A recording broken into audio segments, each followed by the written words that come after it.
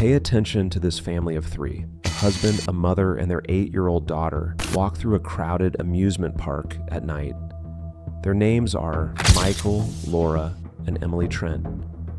They don't know it yet, but these are some of their final moments alive. A few seconds later, another figure appears behind them. He follows at a steady distance. All black clothing. This man is Calvin Hurst, 36.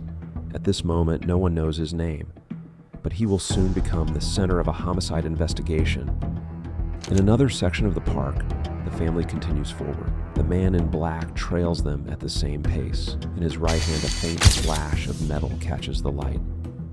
Investigators would later confirm it was a knife, the same weapon used in this murder case.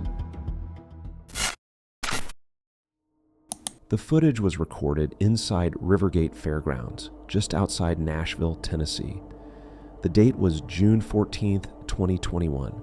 It was a Saturday night, warm, busy, and crowded. Thousands were there. Nothing seemed unusual. Then 2 weeks passed. Their house stayed dark, mail stacked up. The lawn grew tall. Neighbors began to worry.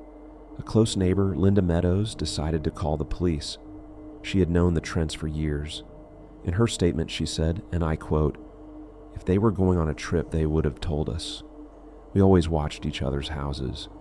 It wasn't like them to just vanish. Detectives checked the Trent home. No forced entry. Both cars were parked in the driveway. Phones went straight to voicemail. Credit cards had no recent activity. It was clear. Something had gone wrong. Police filed a missing persons report for all three. A few days later, a maintenance worker cleaning the fairground found a small brown teddy bear near a service road behind the rides. He turned it over to security, who immediately recognized it from the family's last known footage. That single item led detectives back to the Rivergate surveillance archives. Search teams spread across the wooded area behind the park. K-9 units and drones combed the trails along the nearby river. 1 week after the missing persons report, officers located Laura Trent's body roughly 5 miles downstream. She had suffered multiple stab wounds to the chest and neck. 2 days later, Emily, only 8, was found farther down the river. She had drowned. Detectives concluded she was most likely thrown into the water while still alive. The father, Michael, 42, was nowhere to be found. At that stage, investigators considered him another possible victim. Police released still images from the fairground footage. The man following the Trents was their primary suspect. The images spread across local media. Within days, several tips identified him as Calvin Hurst, a 36-year-old maintenance worker from Clarksville, Tennessee. He had prior arrests for assault, burglary, and intimidation. On June 28th, officers arrested Hurst at his apartment. He didn't resist. Inside, police found black clothing and a folding knife wrapped in a towel. The blood on the blade matched Laura Trent. In his first interview, Hurst said he didn't know the Trents. He claimed he was simply watching people at the fair and left before anything happened. Detectives pressed for more. He said the knife was for self-defense. He denied harming anyone. Investigators continued questioning him for nearly 8 hours.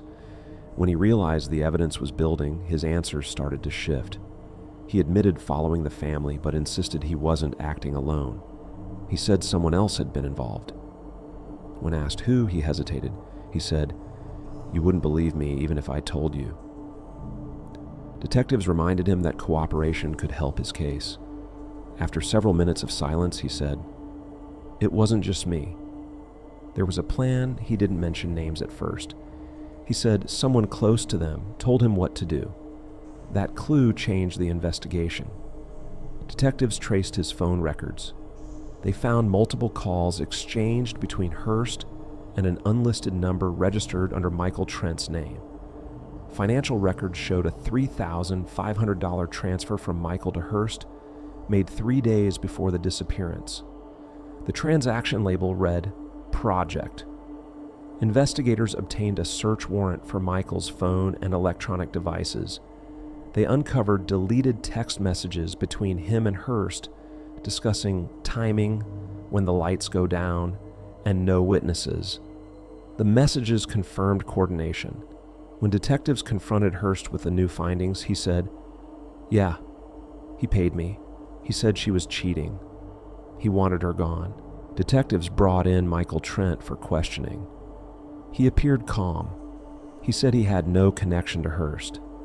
When asked about the payment, he said it was for repair work. When shown the text messages, he said they were faked.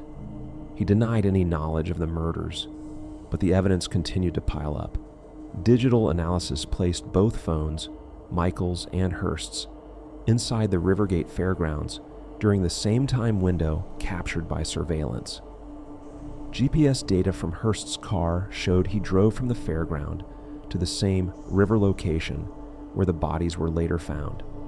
Detectives secured a second warrant for the Trent residence.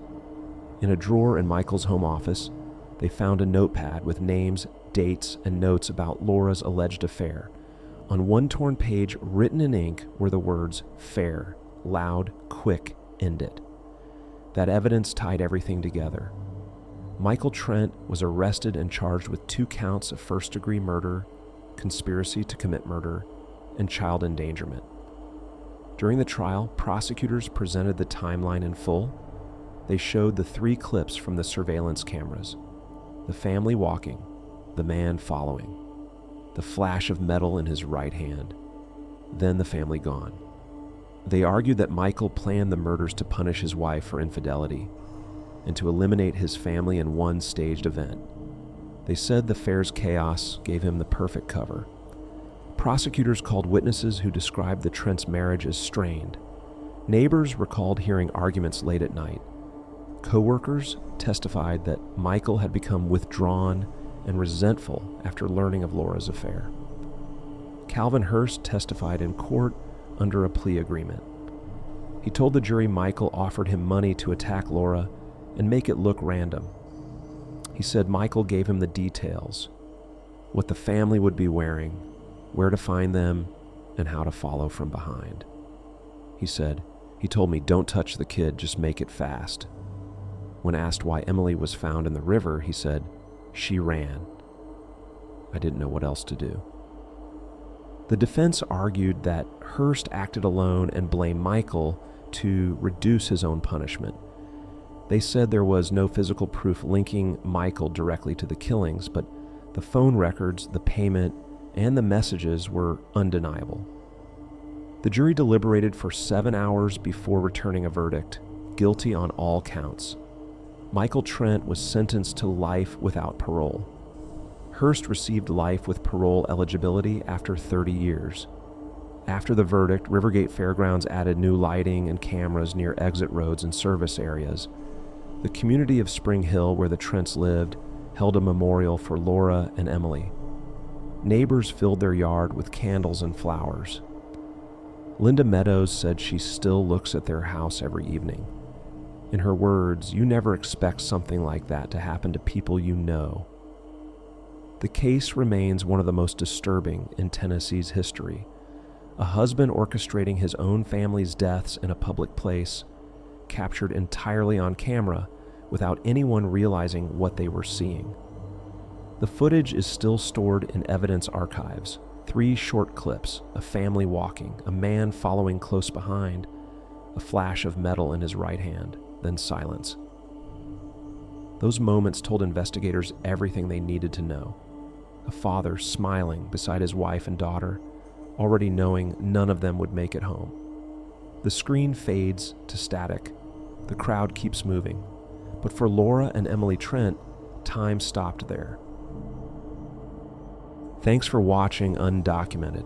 Every case told here is fiction, but crimes like these have happened in real life. The message is real. Stay aware. Be careful. Subscribe and hit the like button for more undocumented crimes like this.